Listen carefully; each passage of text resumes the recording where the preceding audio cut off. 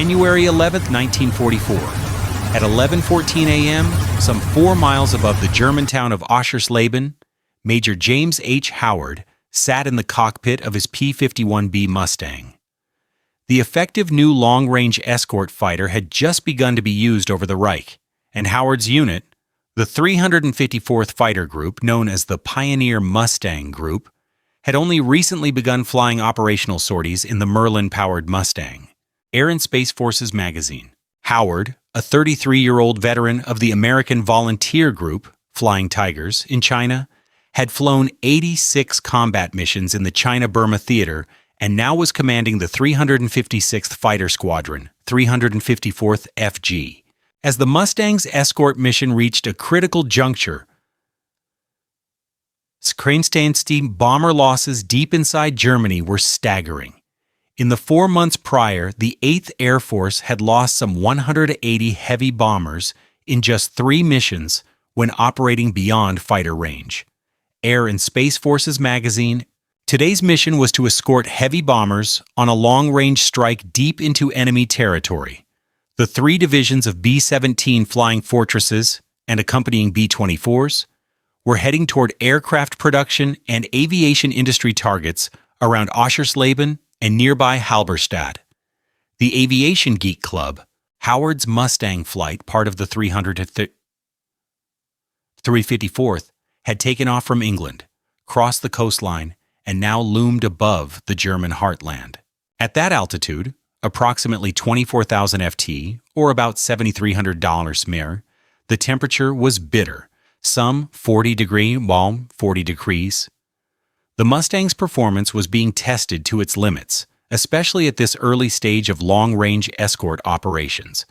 The engine, the Packard-built V1650 Merlin, delivered speed and altitude, but it was still early days for this fighter over Germany. This day in aviation. As Howard scanned the sky, his radio crackled faintly. His 4-ship formation had scattered, a good number of Mustangs chasing German interceptors ahead of the bomber stream. At this moment, he found himself alone at the head of a bomber formation. Below him, 60 heavy bombers, B-17s, of the 401st Bomb Group were flying at about 23,000 AF, or under escorted. The German air defense system had been alerted. 3 Luftwaffe airfields around Brunswick had launched interceptors which had tracked the bomber stream for 18 minutes. The bomber group faced an incoming attack of 30 German fighters diving toward them. Howard's situation: 1 Mustang, some 30 enemy fighters, and 60 heavy bombers dependent on his intervention. Doctrine for fighter escorts at that time emphasized defensive protection, stay near the bombers, shepherd them, avoid engagement when heavily outnumbered. Yet Howard faced odds of roughly 15-1 or more, with the bombers still 37 minutes from safety. The clock was ticking, and his fuel and ammo were limited. Howard chose action. He rolled his Mustang into a dive from above at speed, closing in rapidly toward the enemy fighters who were about to descend on the bombers. His 6 Browning 50 caliber machine guns converged on a FW-190. The German pilot never saw the Mustang coming. In a single burst, the tail of the fighter shredded and spiraled out of control. In the next moments, Howard pulled hard up into 7/8 Gs, rolled inverted, and dropped onto the tail of a Bf-109. His tracers picked up the canopy and exploded it. 2 kills in fewer than a minute, yet the danger had only just begun. Inside the bomber formation, a ball turret gunner, Staff Sergeant William Thompson, watched the lone Mustang weaving through the sky. He counted 6 separate attacks in 4 minutes. He'd never seen anything like it. Meanwhile, Howard's ammo counter showed 412 rounds remaining per gun, 2,472 total at the start. Fuel was limited. Internal fuel plus external drop tanks had given him range, but he had to decide whether to stay or turn for home. The bombers were still minutes from friendly territory. The bombers were still the priority. Howard climbed back to 24,000 LFT, positioned himself between the bomber stream and the regrouping German fighters. His tactics abandoned the cautious doctrine. Instead of staying close to the bombers defensively, he hunted the enemy, attacking formation leaders, diving, extending, climbing, repeating. The Mustang had a speed advantage. In level flight at high altitude, it reached 440 km/h. The FW-190 and BF-109 were slower in this environment. Howard used the Mustang's performance relentlessly. At 11:17 a.m., 3 BF-109s came head-on. Closing speed exceeded 700 mph. Howard's guns opened at about 600 YD range. At 200 YD, the German plane broke left trailing coolant. The other two scattered. Howard reversed hard, pulled 8 Gs, momentarily blacked out, then pulled onto the tail of another FW-190, 90 rounds in a burst. Kill number 4.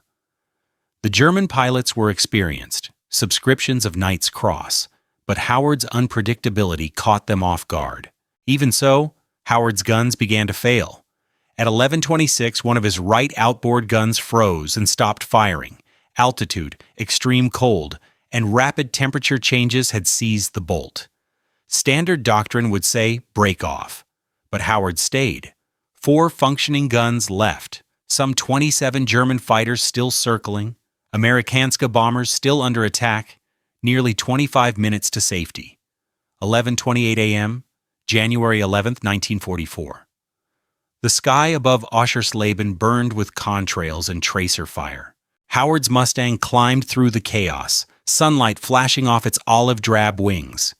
Below, the Luftwaffe's interceptors tightened their net.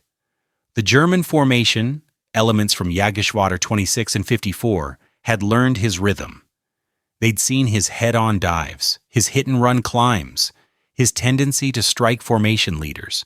This time, they adapted. 8 FW-190s split into 2 groups. One stayed high at 25,000 LFT as bait. The other dropped low to 18,000 LFT, hidden beneath the bomber stream. When Howard dived on the upper group, the lower flight would rise to trap him in a pincer. A perfect bracket. Howard saw the tactic unfolding, but took the bait anyway. He rolled the Mustang into a 60-degree dive, throttle firewalled, airspeed climbing past 480 mph. The P-51's redlined at Mach 0.75. Compressibility flutter made the control stick heavy. But Howard stayed in the dive, closing fast on the lead 190. His 50 caliber guns barked. Armor-piercing incendiary rounds ripped the German fighter from tail to cockpit. The pilot bailed out at 23,000 LFT, a white parachute snapping open against the blue.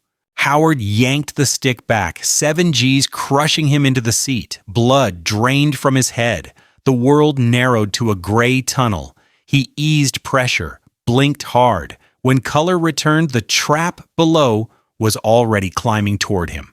4 fighters in line, BMW radials shrieking. He rolled inverted and dove straight at them. To the German element leader, the sight was madness. A single Mustang diving upside down into his guns. He broke left instinctively. His wingman followed. Howard rolled upright, steadied his aim on the last FW-190, and fired a 2-second burst. The German's tail disintegrated in midair. Another kill.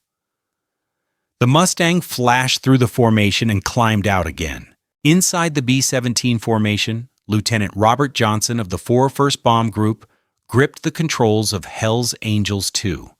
His gunners shouted over the intercom, tracking the silver fighter below them. "He's still fighting," one yelled. Johnson glanced at the fuel gauges, his own engines running rich after bomb release over the Focke-Wulf works. The bombers had been over target for 18 minutes. They were now turning home. The lone Mustang was still there, carving through the enemy like a wolf among crows. At 11:33 a.m., Howard checked his ammo counter. 100 rounds per gun, 4 guns still working. At 3-second bursts, he had perhaps 4 or 5 more attacks left. The Luftwaffe still had 22 fighters airborne. They were adapting again, forming tighter finger 4 elements, overlapping fields of fire. The time for confusion was over. Howard also checked his fuel, 73 gallons left, enough to reach England if he left now. Barely. He stayed. The German leader rallied his men for one concentrated assault on the bombers.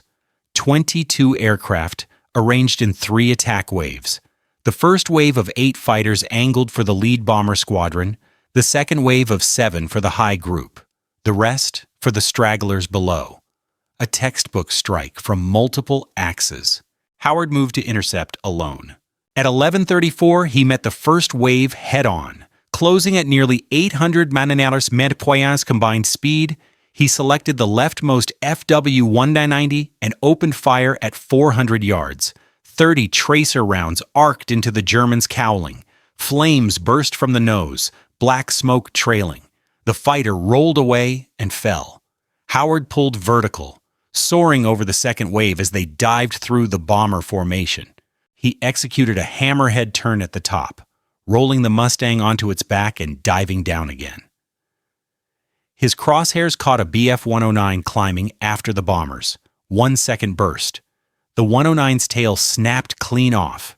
9 kills now, confirmed later by film. But his right inboard gun jammed solid. 3 remaining, ammunition, about 310 rounds total. The third German wave came in higher, diving with the sun at their backs. Howard no longer held the altitude advantage. They did. Standard tactics said, break away, build speed, extend. He didn't. He turned straight into them. Both sides opened fire at 400 yards. Howard's remaining guns spat 90 rounds. The Bf-109 ahead of him fired its 20mm cannon.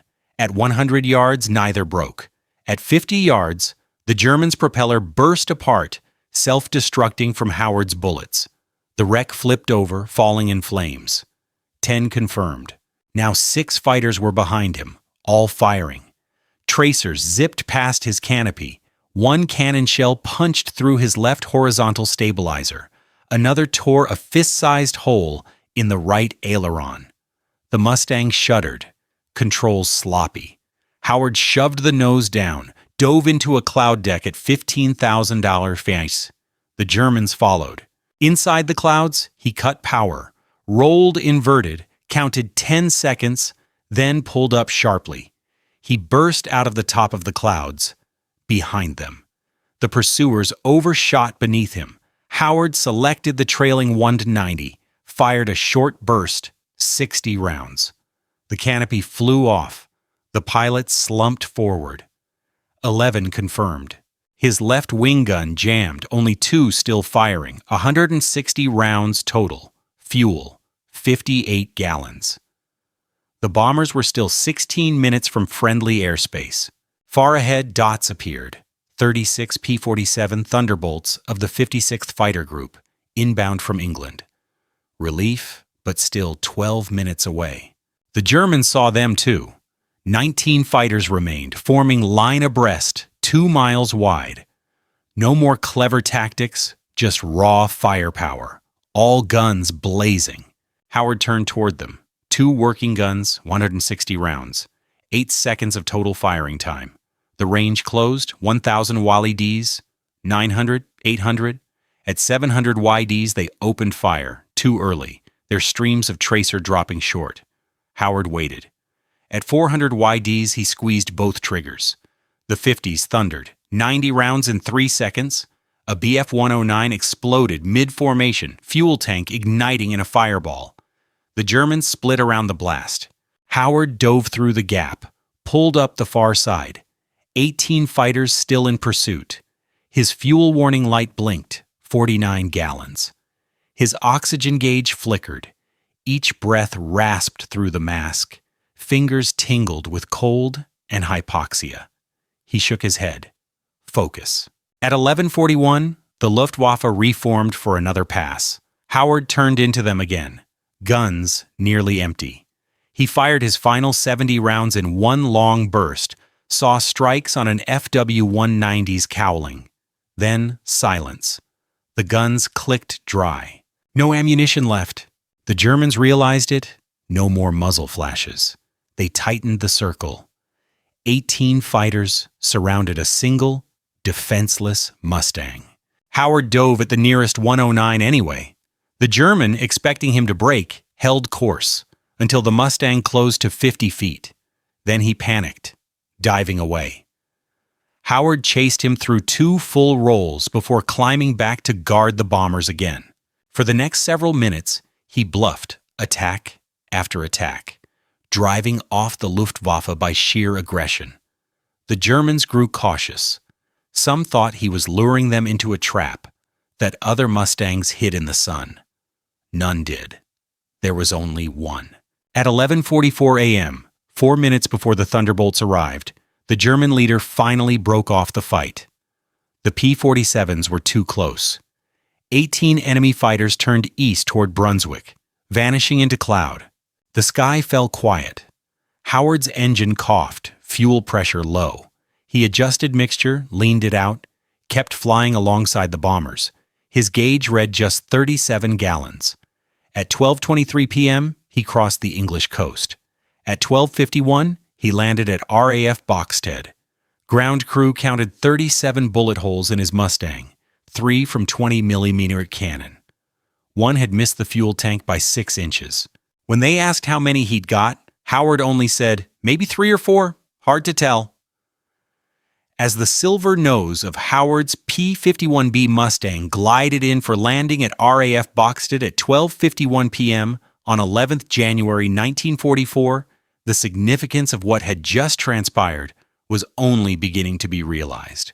3 hours and 37 minutes of flight time, 86 prior missions in another theater.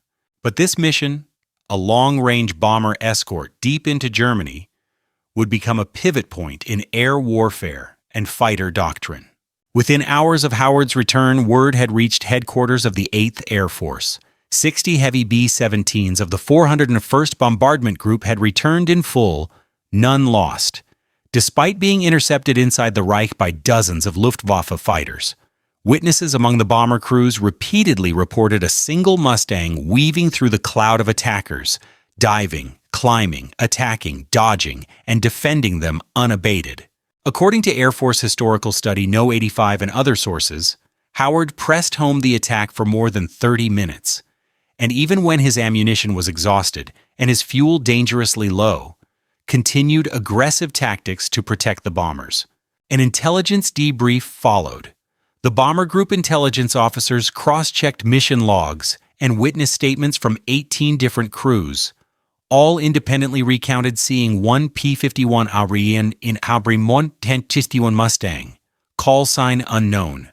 Stay with the formation until help arrived. When the escort Mustang should by doctrine have turned back earlier. Mission records confirmed only one P-51s from the 354th Fighter Group remained with the formation that long. Aircraft serial 43-6315 of the 356th Fighter Squadron, flown by Major James H. Howard. In London 2 days later, a press conference was held by the U.S. AF. Media, including the BBC, Associated Press, and Stars and Stripes, interviewed Howard, calling his actions the greatest fighter pilot story of World War II. The mission became widely publicized and helped to elevate the P-51 Mustang's reputation as the long-range escort of choice. On 6 March 1944, Howard was formally awarded the Medal of Honor, presented to him by Brigadier General Jesse Upton, or in some accounts by General Carl Spaatz, at RAF Boxted. The citation read, "For conspicuous gallantry and intrepidity above and beyond the call of duty in action with the enemy near Oschersleben, Germany, on 11th January 1944. This day in aviation.com. Howard thereby became the only fighter pilot in the European theater of operations to receive the Medal of Honor for an aerial engagement. Beyond individual recognition lay broader change.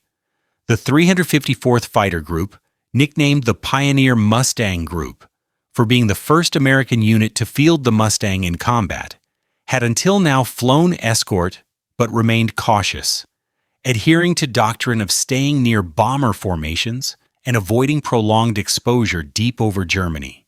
On 11 January, Howard's decision to engage aggressively, to attack formation leaders, to extend, climb back, hit again, deviated from standard practice, but it worked.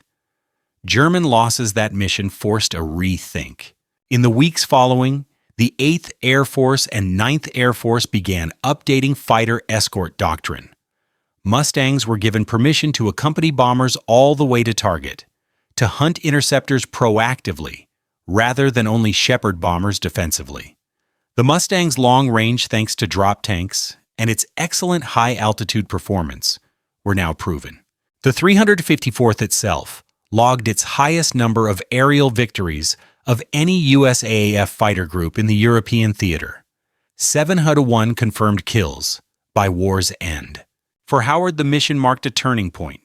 He remained in combat, flew 26 more missions with the 354th, achieving 6 additional kills, ending his tally at 17. But never again would he be alone. Howard later transferred from combat, flying to test pilot and training roles, and eventually retired from the U.S. Air Force Reserve in 1966 as a brigadier general. In the bomber crew quarters, the gratitude was deep. Staff Sergeant William Thompson, a ball turret gunner of the 401st, counted the engagements through his small glass sphere beneath his B-17. He told Howard, "I counted 12 separate dogfights. You saved, and all of us." The sense of survival hinged on one pilot refusing to leave. That human element, courage under fire, alone, with odds stacked, echoed across bomber crews, fighter units, even into peacetime doctrine. The Mustang went on to escort bombers to Berlin and Munich, surviving the Black Thursday months of 1943 when unescorted bomber losses had reached up to 60 aircraft per mission. 9% loss rates in autumn 1943 dropped to less than 2% by spring 1944 thanks in part to long-range escort. Howard's mission had been one of the first proofs of concept. Air and Space Forces magazine. After the war, Howard's achievements were recorded in books and documentaries. One-Man Air Force, The Lone Defender of Flying Fortresses, and others. He became part of fighter lore, not simply for the kills, but for strategic impact. The 356th Fighter Squadron continued operations. The 354th shifted to the continent after D-Day, and the Mustang became a symbol of air dominance. In closing, the sky above Oschersleben on 11 January 1944 was more than a singular fight. It was a microcosm of aerial warfare evolution, high-altitude bomber formations, long-range escorts, radar-directed interceptors, and the transition from defensive to offensive fighter tactics. Major James H. Howard's decision to stay, to engage, to exhaust himself and his machine defending 60 bombers echoes still in fighter pilot training. Speed is life, altitude is insurance. Never leave your bombers. The P-51B Mustang flew on. Its pilots trained on Howard's action. The bomber crews lived because one pilot refused to quit. When Major James H. Howard taxied his battered P-51B Mustang onto the hard stand at RAF Boxted at 12:51 p.m. on 11 January 1944, the immediate mission was complete. 60 heavy bombers of the 401st Bomb Group returned safely, none lost in the deep penetration raid into enemy airspace. But the after effects of his lone engagement echoed far beyond that day. What Howard had done and how the Mustang had performed would play a key role in reshaping Allied fighter doctrine and the air war over Europe. The Mustang's ascendancy. The P-51B Mustang had entered combat in Europe only weeks earlier with the 354th Fighter Group, one of the first units to use the Merlin-powered variant over Germany. Prior to that, escort fighters had turned back near the border. Bomber losses beyond escort range were rising alarmingly. The 354th's introduction of the Mustang promised a longer range, high-altitude, high-speed escort. Howard's mission provided tangible proof that the P-51B could not only escort but fight deep in the Reich, alone if necessary, and still safeguard a heavy bomber formation. The result? Bomber loss rates dropped dramatically. In the autumn of 1943, unescorted missions saw losses of 9% or more. By spring 1944, with long-range escort becoming the rule, that figure fell to less than 2%. The Mustang's range and performance became critical. Doctrine and tactics changed. Before January 1944, doctrine for fighter escorts emphasized staying close to the bomber formations, acting defensively, and breaking off when fighters were overwhelming in number. Howard broke that mold. He hunted the attackers, used speed and altitude, hit formation leaders, extended, climbed back, rather than simply shepherding the bombers. This aggressive tactic created disarray among Luftwaffe interceptors who expected the escort to protect, not proactively attack. Following the mission, the 8th Air Force and 9th Air Force shifted tactics. Mustangs and other escort fighters were ordered to accompany bomber formations all the way to and from the target, to pursue interceptors proactively and no longer turn back prematurely. The precedent set by Howard's actions provided the proof by example. The 354th Fighter Group itself logged extraordinary results. By war's end, they claimed 701 aerial victories, more than any other U.S. AAF fighter group in the European theater. 42 of its pilots became aces. Personal legacy of Howard. For Howard personally, the mission marked a turning point. Although he flew 26 more combat missions with the 354th and claimed 6 additional kills, ending with 17 total, the January 11th action became his defining moment. He did not again operate alone as he had that day. After his combat tour, Howard transitioned to test pilot and training roles. He eventually retired from the U.S. Air Force Reserve in 1966 as a brigadier general. His Medal of Honor citation for the January 11th mission remains a tribute to his courage. Congressional Medal of Honor Society. Impact on bomber crews and morale. For the crews of the 4 First Bomb Group aboard those B-17s, Howard's intervention was life-saving. Many bomber crew members later recounted the sight of one Mustang weaving among dozens of German fighters, defending them unyieldingly. Ball turret gunner Staff Sergeant William Thompson, for example, counted multiple engagements and credited that Mustang with keeping them alive. The morale effect was profound. Bomber crews could believe in the escort now. The bombers without cover nightmares of 1943 were waning. Strategic outcome. The broader strategic air campaign over Germany depended on sustaining daylight bombing with heavy bombers. In 1943, the losses were unsustainable. On Black Thursday, 14th October 1943, the 8th Air Force lost 60 B-17s and 600 airmen in a single day. Without a reliable escort fighter with sufficient range and performance, Beinal Eriset, the daylight campaign was in jeopardy. The success of the Mustang escort concept and the demonstration of what a single pilot could accomplish like Howard did helped restore confidence. With improved escort, bombing deep into Germany became viable and sustained. Loss rates dropped. The Luftwaffe's safe zones shrank. The bomber offensive gained momentum. Myth, legend, and training legacy. Howard's mission became part of fighter pilot lore. One-man Air Force. The lone Mustang. The day one pilot defended 60 bombers for more than half an hour against 30 German fighters. These phrases circulated in magazines, press, and training rooms. His action was used in RAF and USAF training to illustrate the importance of altitude, speed, initiative, and aggressiveness. It became an example of how the right pilot in the right machine at the right moment could change the course of a mission, and by extension, a campaign. Closing reflections.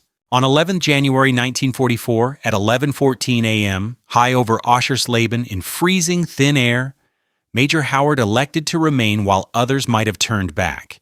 He fought not for glory, but for the lives of the 600 airmen in those 60 bombers. His ammunition ran low, his guns jammed. His fuel and oxygen were failing. He was alone. Yet he persisted. He saved lives. He altered doctrine. He helped make the Mustang the dominant escort fighter. He strengthened the daylight bombing campaign that contributed to the defeat of Nazi Germany.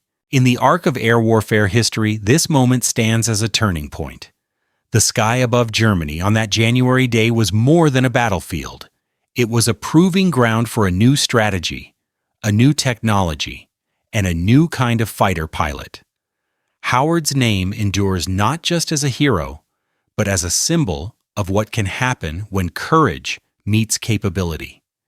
He battered silver-nosed Mustang of Major Howard came to rest on the hard stand at RAF Boxted at 12:51 p.m. on 11th January 1944.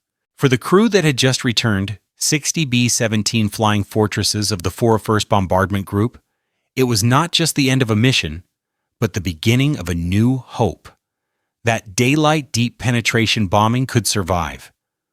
The bomber crews looked at each other in quiet disbelief. They had completed the raid over the Focke-Wulf works at Oschersleben, pressed deep into the Reich, and no bomber had been lost. They had flown through a wall of fire and emerged intact. Their escort, a solitary Mustang. In the following hours and days, word of the engagement spread. Intelligence officers at 8th Air Force Headquarters sifted debrief reports, bomber crew testimonies, gun camera footage, damage reports. They concluded that Major Howard, flying a P-51B Mustang, serial 436315, of the 356th Fighter Squadron, 354th Fighter Group, had remained with the bomber stream for 37 minutes, fought off more than 30 German fighters, shot down at least 3, probably more, and continued to defend the bombers even after his ammunition was expended and his fuel dangerously low. The official Medal of Honor citation recognized, with utter disregard for his own safety, he immediately pressed home determined attacks for some 30 minutes, during which time he destroyed 3 enemy aircraft and probably destroyed and damaged others. Toward the end of this engagement, 3 of his guns went out of action, and his fuel supply was becoming dangerously low. When the clouds lifted the next morning, the impact was visible.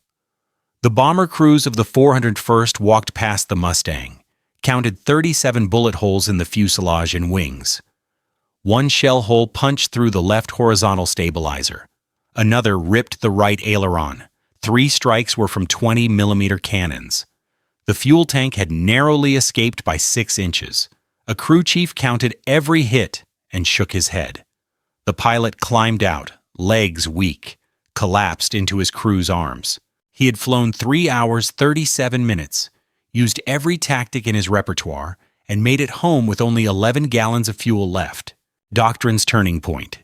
Before January 1944, the daylight strategic bombing campaign of the USAAF had been under threat. Loss rates for deep penetration missions without fighter escort were unsustainably high. On Black Thursday, 14th October 1943, 60 B-17s and 600 airmen were lost in a single day. Bombers were handed off at the forward border of escort range. Beyond that, the Luftwaffe could pounce. But Howard's mission demonstrated that a Mustang could escort deep into the Reich, and not just escort, it could fight. By proving that a single Mustang with appropriate tactics, speed, altitude, aggressive pursuit of the enemy rather than passive escort, could turn the tide, Howard changed minds. Within months following the mission, the 8th and 9th Air Forces revised fighter escort doctrine. Long-range escorts would accompany bomber streams all the way to their targets, aggressively hunt interceptors, and rarely abandon the bombers early. The P-51's exceptional high-altitude performance and range became frontline assets. In the big picture, the result was dramatic. Bomber loss rates fell from near double-digit percentages in late 1943 to less than 2% by spring 1944. The Luftwaffe's dominance at the bomber corridors was waning. The skies over Germany were no longer sanctuary. The Mustang had helped to change the strategic balance. The Mustang and the 354th Fighter Group. The 354th Fighter Group, known as the Pioneer Mustang Group, had arrived in England in late 1943 and became the first USAF unit to operate the P-51B in combat. Wikipedia. While the group had trained with P-39s and P-47s in the United States, its combat identity was tied to the Mustang. Over the course of the European campaign, the 354th logged 701 aerial victories, more than any other American fighter group in the European theater. 42 of its pilots became aces. Major Howard's action on January 11th became one of the group's proudest chapters. The Mustang proved itself and became the cornerstone of Allied fighter power in 1944. Howard's post-mission life. After the January mission, Howard flew 26 more combat missions with the 354th, culminating in a final tally of 17 aerial victories. Though his most famous act had been alone, he never flew in isolation again, flying in larger formations with his squadron and group. Eventually, he moved to training and test pilot roles, leveraging his combat experience to develop tactics for the emerging jet age. He retired as a brigadier general in 1966. The Aviation Geek Club +1. In personal terms, the mission transformed his life. He became part of fighter pilot legend. Reporters called him a one-man Air Force. Magazines ran feature stories. And his name became synonymous with courage and innovation in aerial warfare. Air and Space Forces magazine. Reflection on courage and innovation. What stands out, decades later, is not just the individual heroism, but the interplay of technology, tactics, and human will. The P-51 Mustang was not yet proven in long-range escort roles when Howard took off that morning. The drop-tank fuel system, the Merlin engine's high-altitude performance, the ammunition load of 50 cal Browning machine guns, all were still put to the test. Howard's decision to engage aggressors rather than simply staying with the bombers changed from theory to practice the moment he climbed above 24,000 LFT, dove into the battle, and did not relent. His speed, energy management, altitude advantage, and audacity put the German fighters off balance. He chose not to wait for his flight to regroup. He chose to press the fight even when his own odds were nearly hopeless. Excited fuel tank nearly empty, guns freezing and jamming at 40-degree altitude, oxygen system warning light flickering, hypoxia creeping in. Yet he stayed. His priority was the bombers, not his own safety. He bought time, space, and freedom for them. 60 bombers, 600 airmen returned. Lives saved. Mission secured. The broader legacy. The January 11th mission stands as a landmark in aerial warfare. It marked the turning point when fighter escort ceased being just a chore of stick with the bombers and became a proactive hunt for interceptors. The Mustang's strategic value was cemented. The bomber offensive gained the air cover it needed to push deep inside Germany, contributing to the destruction of the Luftwaffe and the eventual Allied victory in Europe. Training syllabi decades later still mention the Howard lesson. Altitude is insurance. Speed is life. Don't just wait, intervene. Protect those you are tasked to safeguard, even at personal risk. The 354th Fighter Group's legacy continues in USAF heritage, and the name of James H. Howard in museum halls, memorials, and history books stands as one of those rare moments when one person's will aligned with the right machine at the right time. Final scene. In the fading light over England, his Mustang rolled to a stop, crew cheering quietly. Howard climbed out, looked at the damage, and simply said, "Just doing my job." There were no fanfares, no loud celebrations, just the quiet understanding of those who know what bleeding a machine in combat means, of the men underneath those bombers who owed their lives to a skillful audacity, and of a war in the air that pivoted on decisions made in seconds, at altitude, over frozen terrain. The Mustang's oil lines and cooling system had been stressed. The gun jamming had been a reminder of equipment limits. The fuel gauge reading in single digits was the reality of risk. But he had stayed. He had flown. And he had won. And so, the day turned. The bomber stream crossed the North Sea. Black and white invasion stripe P-47s took over escort duties as the operation shifted to continental Europe. The Mustang flew on, into the summer of 1944, supporting D-Day, the breakout from Normandy, and the final push into Germany. But for one day in January, one pilot, one machine, one mission had turned the tide.